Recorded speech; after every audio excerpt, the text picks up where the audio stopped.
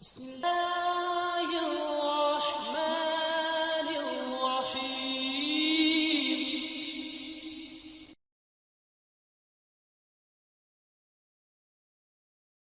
الحمد لله وكفى وسلام على عباده. اللهم انفعنا بما علمتنا وعلمنا ما ينفعنا وزدنا علما. سبحانك لا علم لنا إلا ما علمتنا إنك أنت العليم الحكيم.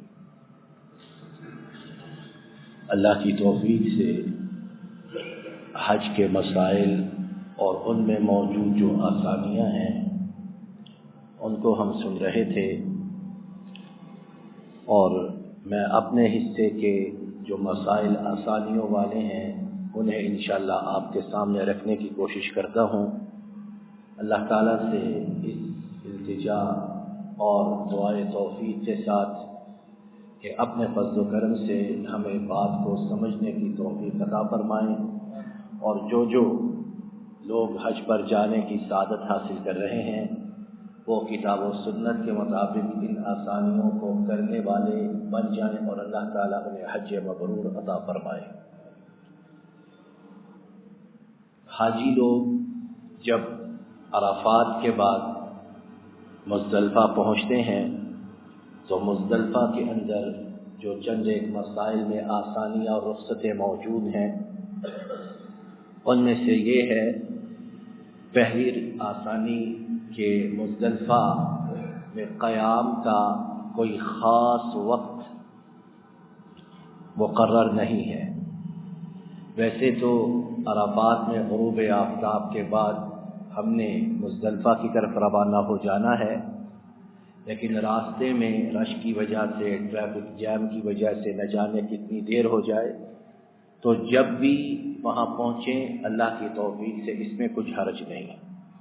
حتیٰ کہ اگر کوئی فجر کے وقت بھی پہنچے تو اس وقت اس کا وہاں ٹھہرنا صبح کے روشن ہونے تک وہ بھی اللہ کے فضل و کرم سے کفایت کرے گا۔ دوسرا مسئلہ آسانی والا کہ مزدلفہ سارے کا سارا ٹھہرنے کی جگہ ہے۔ افضل تو نبی رحمت صلی اللہ علیہ وسلم کی سنت کے مطابق المشعر الحرام ہے، جہاں آپ صلی اللہ علیہ وسلم نے چڑھ کر دعا فرمائی اور صبح اللہ کا ذکر کیا، لیکن جہاں جہاں جسے جگہ ملے پورا مزدلفہ وہ ٹھہرنے کی جگہ ہے، اس میں کوئی حرج نہیں۔ تیسری بات جو آسانی کی ہے مزدلفہ میں کہ جب ہم عرفات سے رخصت ہوں گے اور مزدلفہ جانے کے لیے روانہ ہوں گے تو جتنی بھی دیر ہو جائے مغرب اور عشاء جو ہے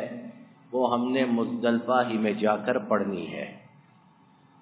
مغرب اور عشاء ان دونوں نمازوں کو اکٹھا کر کے جمع کر کے پڑھنا ہے اور قصر کرنا ہے۔ مغرب تو پوری ہوگی 3 رکعت، اور عشاء جو ہے وہ 2 رکعت۔ دونوں نمازوں کے لیے اذان 1 ہوگی اور اقامتیں 2 ہوں گی، اذان 1 اور اقامتیں 2، اور دونوں نمازوں کے درمیان کوئی سنت اور نفل ادا نہیں کیا جائے گا۔ اور یہ جو مزدلفہ میں مغرب اور عشاء کو جمع کرنا اور قصر کرنا عشاء کو، یہ مکہ کے رہنے والے حاجی یا باہر سے آنے والے حاجی سب کے لیے یکساں اصول ہے، اس میں کوئی تفریق نہیں۔ مکہ کے رہنے والے بھی اسی طرح، اور جو مکہ سے باہر رہنے والے لوگ حج کے لیے گئے ہیں ان کے لیے بھی یہی حکم ہے۔ چوتھی بات کہ مزدلفہ چونکہ حجاج عرفات میں سارا دن عبادت کرنے کے بعد پہنچتے ہیں تھکے ماندے، تھکن سے چور، تو رسالت آپ صلی اللہ علیہ وسلم کی سنت کہ اس رات تہجد کی نماز نہیں ہے۔ ویسے تہجد کتنی افضلیت والی، مقام و مرتبے والی بات ہے، لیکن اس رات تہجد کی نماز ادا نہیں کرنی، بلکہ حسب موقع، حسب گنجائش اور حسب ضرورت نیند کو پورا کرنا ہے نماز مغرب اور عشاء کو ادا کرنے کے بعد۔ 5ویں بات مزدلفہ سے متعلق یہ ہے کہ خواتین اور کمزور ان کے متعلق مینا روانگی کیا کیا حکم ہے؟ ویسے تو جو عام حالات میں سنت رسول صلی اللہ علیہ وسلم ہے کہ صبح جب اچھی طرح روشن ہو جائے تو اس وقت مزدلفہ سے مینا کی طرف کوچ کیا جائے، لیکن جہاں تک خواتین اور کمزور لوگوں کا تعلق ہے تو انہیں رات ہی میں یعنی فجر سے پہلے پہلے مینا کی طرف روانہ ہونے کی اجازت ہے۔ چاند ڈوب جائے اور یہ غالباً آدھی رات کا وقت ہوتا ہے، اس وقت اس کے بعد انہیں مینا کی طرف روانہ ہونے کی اجازت ہے، اور ان کے لیے مزید آسانی کہ وہ اگر فجر سے پہلے مینا پہنچ جائیں، خواتین اور کمزور معذور بیمار، تو انہیں فجر سے پہلے رمی جمرات کنکریاں مارنے کی بھی اجازت ہے۔ اتنی آسانی ہے۔ لیکن اگر کوئی ہمت کر کے کوشش کر کے نماز فجر کے بعد نکلے جس طرح کی سنت ہے تو یہ زیادہ افضل ہے، اور جو عام لوگ ہیں، مرد حضرات ہیں، طاقتور لڑکے ہیں، ان کے لیے یہی ہے کہ وہ نماز فجر ادا کرنے کے بعد ذکر و دعا سے فارغ ہو کر اور دن کے روشن ہونے کے بعد مینا کی طرف کوچ کریں۔ اس کے بعد ہم مینا کی طرف لوٹتے ہیں تو مینا کے اندر جو رخصتوں والے اور آسانیوں والے مسائل ہیں ان میں ہم سیریل نمبر سے چل رہے ہیں۔ چھٹی بات، چھٹا مسئلہ، چھٹی آسانی کہ مینا کے اندر ہم نے نمازوں کو قصر کر کے پڑھنا ہے۔ نمازیں اپنے اپنے اوقات میں ہوں گی، جمع نہیں کرنا مینا میں، لیکن قصر کرنا ہے ظہر کو،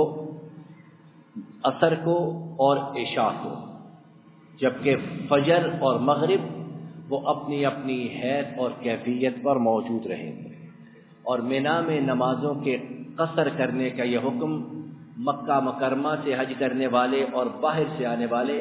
تمام لوگوں کے لیے یکساں ہے، کوئی فرق نہیں۔ ساتویں بات کہ مینا اور عرفات کے درمیان آنے جانے والے جو لوگ ہیں وہ تلبیہ پکار سکتے ہیں، لبیک اللہم لبیک، تکبیرات پکار سکتے ہیں، اللہ اکبر اللہ اکبر، اور اس کے ساتھ ساتھ وہ تحلیل کا اضافہ بھی کر سکتے ہیں، لا الہ الا اللہ۔ مینا اور عرفات کے درمیان آنے جانے والے لوگ جو ہیں وہ ان اذکار سے اپنی زبانوں کو تر رکھ سکتے ہیں۔ آٹھویں بات، جب ہم مینا پہنچتے ہیں تو وہ ذوالحجہ کی 10 تاریخ ہوتی ہے، اس دن باقی مسلمان عید مناتے ہیں، اور حجاج کے لیے وہ مزدلفہ کی میں رات گزارنے کے بعد مینا پلٹنے کا دن ہوتا ہے۔ اس دن حجاج نے 4 کام کرنے ہیں اور ان کی ترتیب اس طرح مسنون ہے۔ سب سے پہلے مینا پہنچتے ہی جمرہ عقبہ، اسے کنکریاں مارنا، دوسرا کام قربانی کرنا، تیسرا کام سر کے بال منڈوانا یا ترشوانا، اور چوتھا کام کعبۃ اللہ میں جا کر طواف افاضہ کرنا۔ یہ ترتیب مسنون ہے، کنکریاں مارنا، قربانی کرنا، بال منڈوانا یا ترشوانا، اور چوتھا طواف افاضہ کرنا۔ لیکن اگر کوئی کسی مجبوری کی، اور آج کل رش بے پناہ اور بھی کئی مسائل ہوتے ہیں، اگر خواتین بچے ساتھ ہوں، بوڑھے کمزور ساتھ ہوں، تو کسی بھی وجہ سے اگر اس ترتیب میں کچھ آگے پیچھے ہو جائے، تقدیم و تاخیر ہو جائے، تو نبی رحمت صلی اللہ علیہ وسلم کے قول کے مطابق اس طرح کرنے میں بھی کچھ حرج نہیں ہے۔ 9ویں بات، مینا میں جو مسنون طریقہ ہے کہ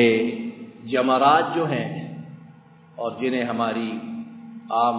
زبان میں لوگ غلطی سے یا جہالت سے بڑا شیطان، چھوٹا شیطان، درمیانہ شیطان، شیطان نہیں، یہ جمرات ہیں۔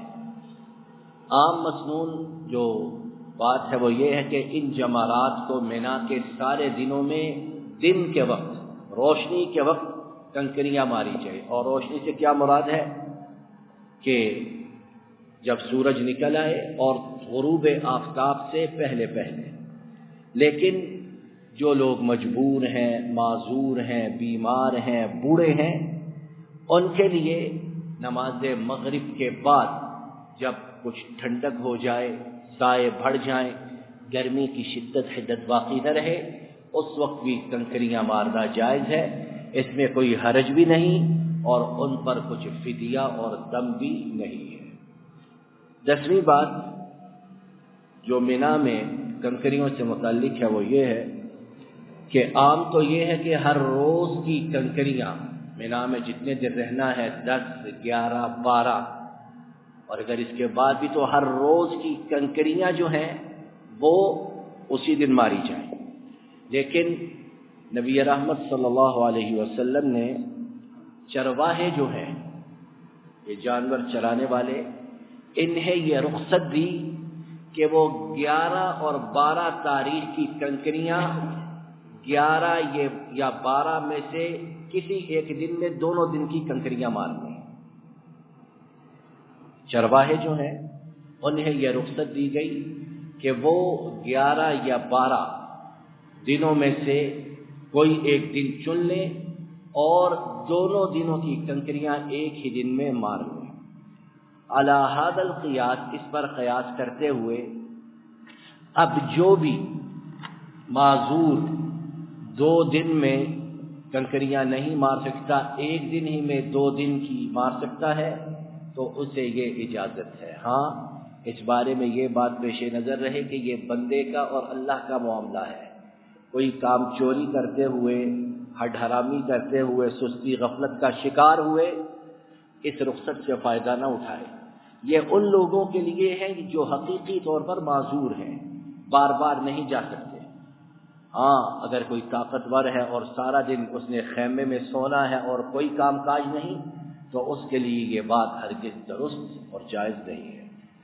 11ویں بات، ویسے تو مسنون یہ ہے کہ ہر حج کرنے والا اپنی کنکریاں خود جا کر مارے، لیکن اگر کوئی معذور ہے، کوئی حامل عورت ہے جس کے پیٹ میں بچہ ہے، مریض ہے، تو اس کے کی طرف سے کوئی دوسرا جا کر کنکریاں مار سکتا ہے. اور یہ بھی بندے کا اور اللہ کا معاملہ ہے کہ بدن میں کتنی قوت طاقت ہے. کیا مکر و فریب سے کسی کو اپنی کنکریاں مارنے کے لیے بھیج رہے ہیں، یا واقعی کوئی معذور ہے جو جانے کی سکت نہیں رکھتا، تو اس صورت میں کسی دوسرے کو نیابت کے لیے کنکریاں مارنے کے لیے بھیجا جا سکتا ہے. 12ویں بات کہ 10ویں دن 10 ذی الحجہ کو جب ہم جمرات کو کنکریاں مار دیتے ہیں مینا مزدلفہ سے لوٹنے کے بعد، تو ان کنکریوں کے مارنے کے بعد احرام کی تمام پابندیاں ما سوائے ازدواجی تعلقات کے ختم ہو جاتی ہیں.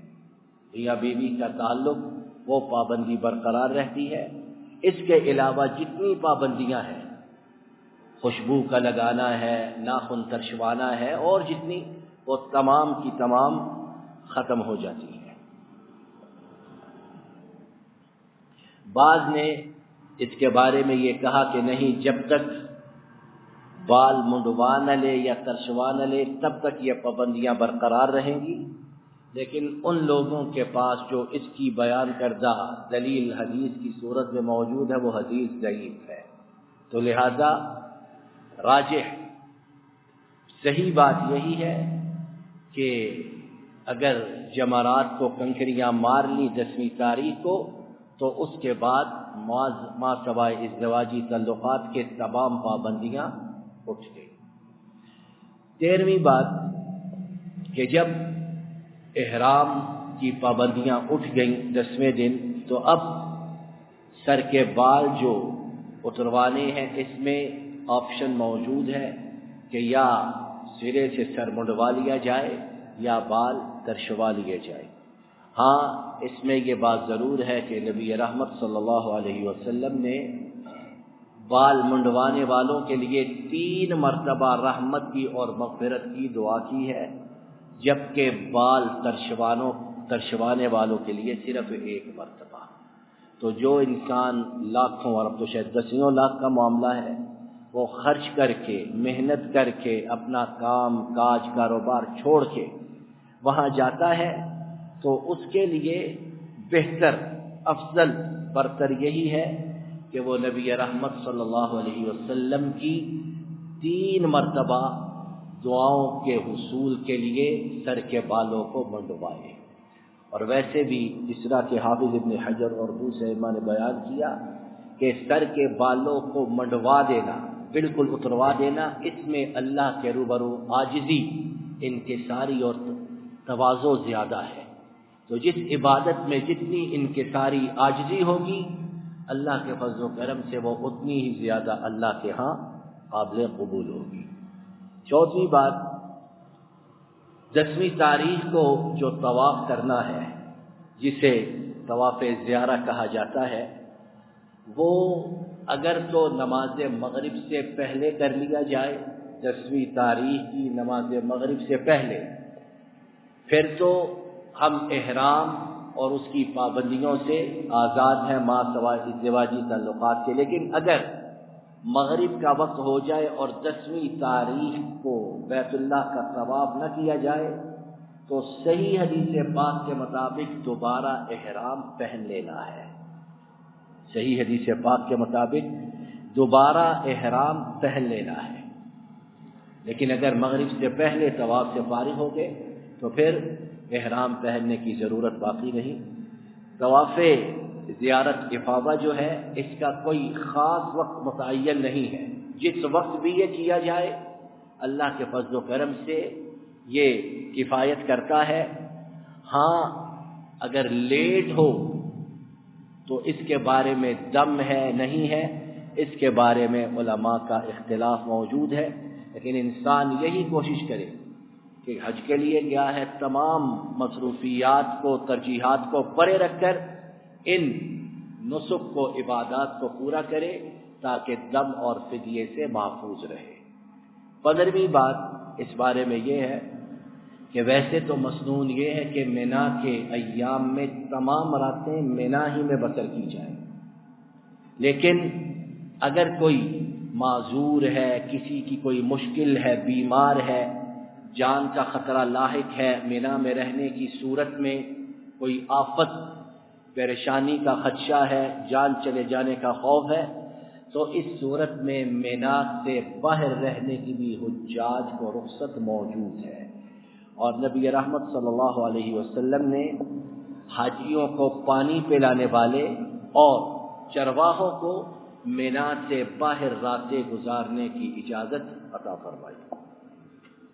16ویں بات اس بارے میں یہ ہے کہ منا میں جو عام طریقہ ہے کہ 10،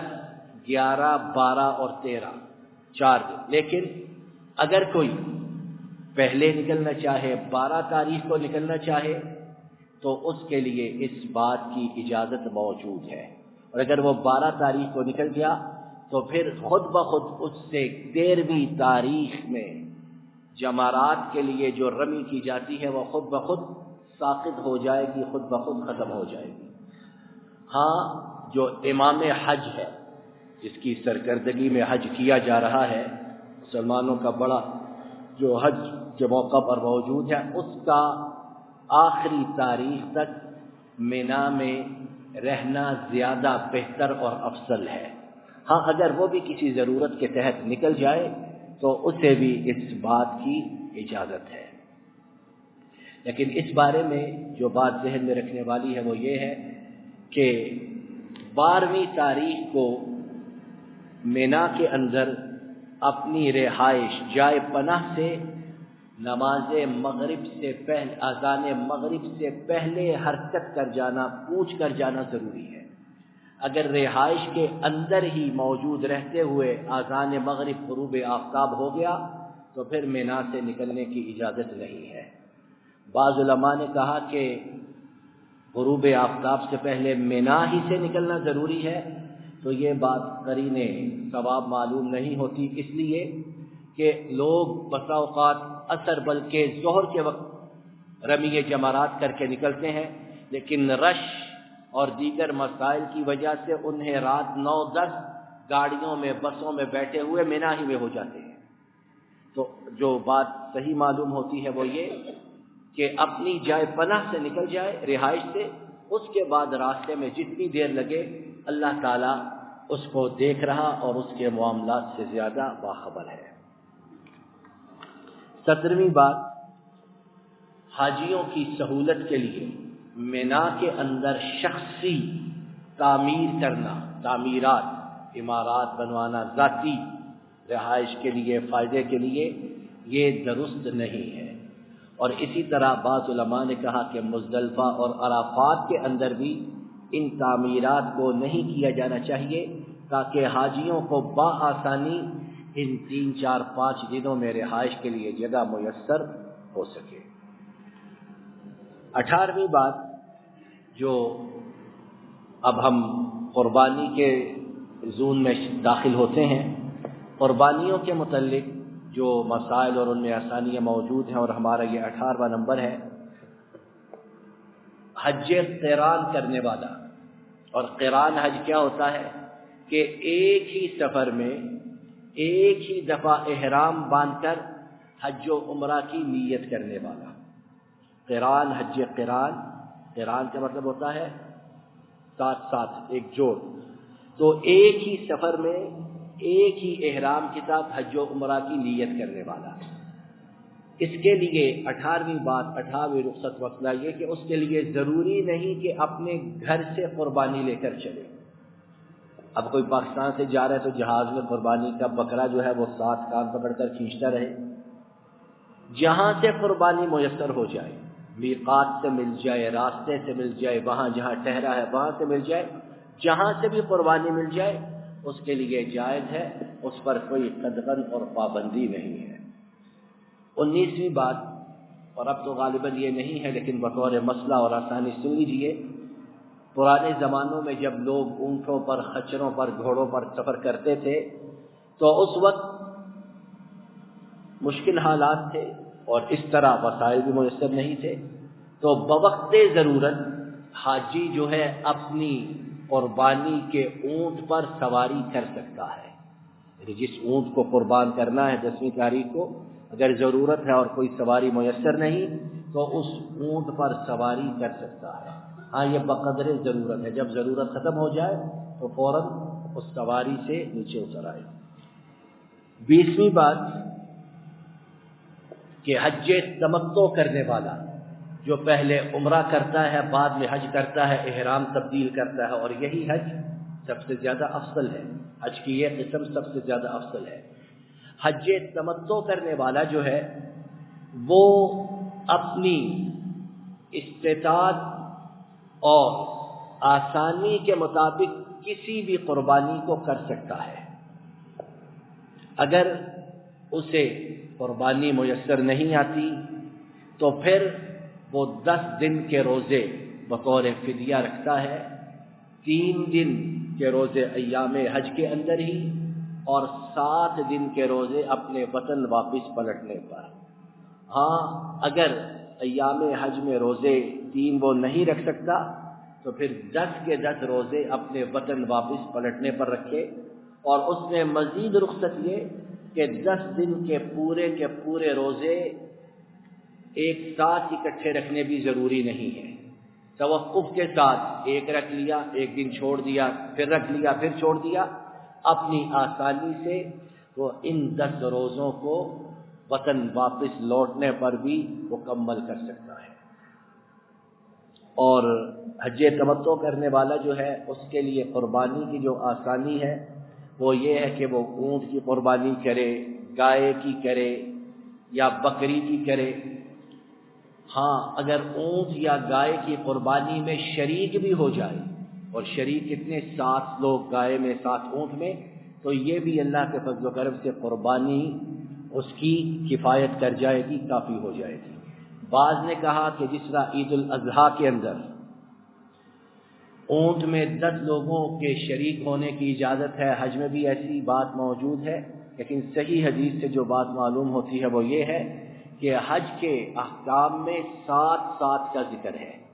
کہ 7 لوگ اونٹ میں 7 گائے میں، اس سے زیادہ نہ ہو، تو یہی بات زیادہ حج کے موقع پر قربانی کے لیے بہتر معلوم ہوتی ہے۔ 21واں مسئلہ یہ کہ حج کے موقع پر جو قربانی کی جائے اس میں سہولت آسانی یہ کہ قربانی نر ہو مادہ ہو، دونوں طرح کی اللہ کے فضل و کرم سے جائز ہے۔ 22ویں بات یہ کہ حج کے موقع پر اور اسی طرح باقی عید الاضحیٰ کی قربانی پر بھی افضل تو یہ ہے کہ انسان اپنے ہاتھ سے خود اپنی قربانی کرے، لیکن اگر کسی وجہ سے وہ اپنے ہاتھ سے نہیں کر رہا، کوئی مجبوری ہے، تو کوئی دوسرا بھی اس کی طرف سے اس کی قربانی کر سکتا ہے۔ 22ویں بات یہ کہ قربانی کا گوشت جو ہے، حج پر جو قربانی کی جائے وہ صدقہ بھی کرے، خود بھی کھائے، اور اسے واپس اس گوشت کو اپنے گھر لے جانے کی بھی اجازت موجود ہے۔ 23ویں بات یہ کہ مکہ اور منا سارے کا سارا قربانی کی جگہ ہے۔ کتنی بڑی رخصت ہے، کسی ایک جگہ کے لیے لڑنا مرنا، لوگوں کو اذیت پہنچانا غلط بات ہے۔ جہاں بھی مکہ منا میں موقع ملے، گنجائش ہو، جگہ میسر ہو، تو وہاں قربانی کر لینا انشاءاللہ جائز ہے۔ 24ویں بات کہ قربانی کے جو دن ہیں وہ 4 ایام ہیں، 10 11 12 اور 13، لیکن حاجی کے لیے افضل جو ہے کہ وہ 10ویں دن رمی جمرات کے بعد اور سر کے بالوں کو منڈوانے اور طواف افاضہ سے پہلے قربانی کر لے، رمی کے بعد اور طواف افاضہ اور سر کے بالوں کو منڈوانے سے پہلے۔ لیکن اگر کسی مجبوری کی وجہ سے، کسی عذر کی وجہ سے یہ معاملات آگے پیچھے ہو جائیں تو جس سے ہم نے پہلے سنا، اس میں کوئی حرج نہیں۔ 25واں مسئلہ یہ کہ ویسے تو طواف وداع جو ہے اس کے متعلق اصل بات یہ ہے کہ اس وقت کیا جائے جب انسان اپنے وطن لوٹنے لگے، اس وقت طواف وداع کرنا ہے۔ لیکن اگر کسی کا طواف افاضہ جو 10 تاریخ کو کیا جانے والا طواف ہے وہ کسی وجہ سے اتنا لیٹ ہو گیا کہ وطن واپسی تک وہ اسے نہیں کر سکا اور وطن واپسی کے وقت ہی کر رہا ہے، تو اب اس طواف افاضہ کے اندر اس کا طواف وداع بھی شامل ہے، اور ایک طواف ہی سے طواف افاضہ بھی ہو گیا اور طواف وداع کی طرف سے بھی کفایت کر گیا۔ تو کتنی بڑی اللہ کی طرف سے آسانی ہے کہ اگر کوئی مجبوری کی وجہ سے 10 تاریخ کو طواف افاضہ نہیں کر سکا، لیٹ ہو گیا، تو وطن واپس لوٹتے وقت وہ طواف افاضہ کرے اور اسی میں طواف وداع بھی ادا ہو جائے۔ وقت ختم ہوا چاہتا ہے، انہی باتوں پر اکتفا کرتے ہیں۔ اللہ تعالیٰ اپنے فضل و کرم سے مجھے اور آپ کو صحیح معنوں میں سنت کے مطابق تمام عبادات کو بجا لانے اور خاص طور پر حج اور عمرہ انہیں ادا کرنے کی توفیق عطا فرمائے۔ وصلی اللہ علی نبینا محمد وعلی آلہ وصحبہ اجمعین۔ السلام علیکم ورحمۃ اللہ۔ یہ ڈاکٹر فضل الہی صاحب کا آفیشیل یوٹیوب چینل ہے، اس کو لائک، سبسکرائب اور شیئر کریں اور بیل آئیکن پریس کریں تاکہ نئے آنے والی ویڈیوز کا نوٹیفیکیشن آپ کو موصول ہو سکے۔ جزاکم اللہ خیر۔